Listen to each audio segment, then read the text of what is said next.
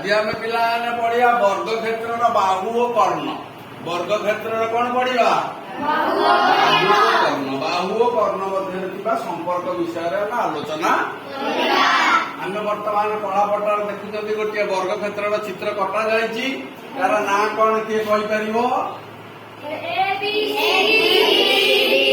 जड़े कह A B C गोटे बाहु है ए बी अन्य गोटे बाहु है सी डी अन्य गोटे बाहु है बी सी अन्य गोटे बाहु है ए डी। वर्ग क्षेत्र बाहु मान संपर्क विषय आगे जाना। वर्ग क्षेत्र प्रत्येक बाहु दैर्घ्य समान। वर्ग क्षेत्र प्रत्येक कोण दैर्घ्य 90 डिग्री प्रत्येक कोण है समान प्रत्येक कोण है 90 डिग्री। आउ गोटे अच्छे वर्ग क्षेत्र कर्ण मान संपर्क। वर्ग क्षेत्र कर्ण माने परस्पर को कौन करती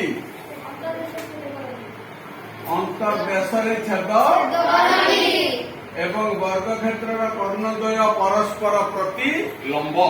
वर्ग क्षेत्र कर्णद्वय परस्पर को सम कोण समद्विखंड करते। तीनटा कथा मन रखा। वर्ग क्षेत्र कर्णद्वय समदैर्घ्य विशिष्ट।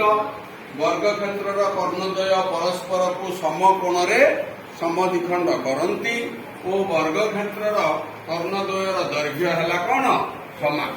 मनकर वर्ग क्षेत्र बाहु को आम नवा ए बाहु है ए बाहु है ए बाहु है ए।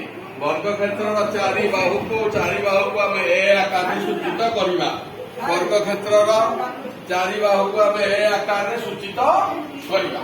तेणु वर्तमान आम जदि नियंती त्रिभुज ए डी सी की प्रकार त्रिभुज ना गोटे समकोण।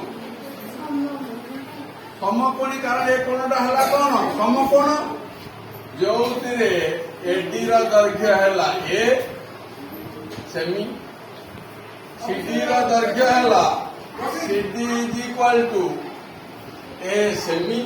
तेरे आम एसी कर्णर दैर्घ्य बाहर करवा। कहार दैर्घ्य बाहर करवा एसी कर्णर दैर्घ्य बाहर करवा। एसी कर्णर दैर्घ्य आम बाहर करवा।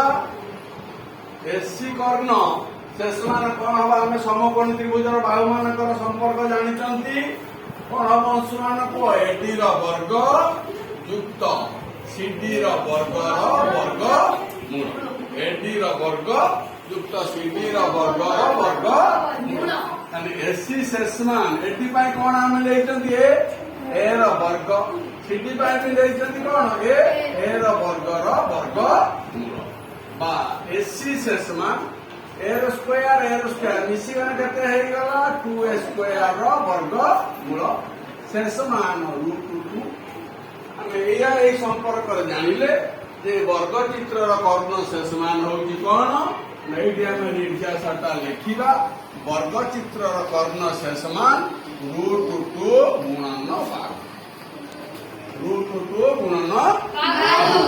आमे वर्तमान एक्सरसाइज 5B रो 3 नंबर को जदि देखती 3 नंबर प्रश्न कौन अच्छी 3 नंबर प्रश्न बही खोल देख। 3 नंबर प्रश्न अच्छी गोटे वर्ग चित्र बाहुर दैर्घ्य 7 सेमी हेले कर्ण केते ताने बाहु है केते ना ए इज इक्वल टू 7 सेमी ताने कर्ण इज इक्वल टू केते हबो ना 7 गुणन √2 बा 7 √2 सेमी सी ହେଲା।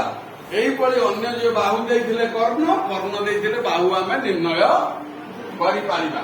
যদি কর্ণ দেইথায় সেটি বাহুর সূত্রটা আমি লেখি নবা তাহলে বাহু শেষ মান কোন হব না কর্ণ বিভক্ত √2।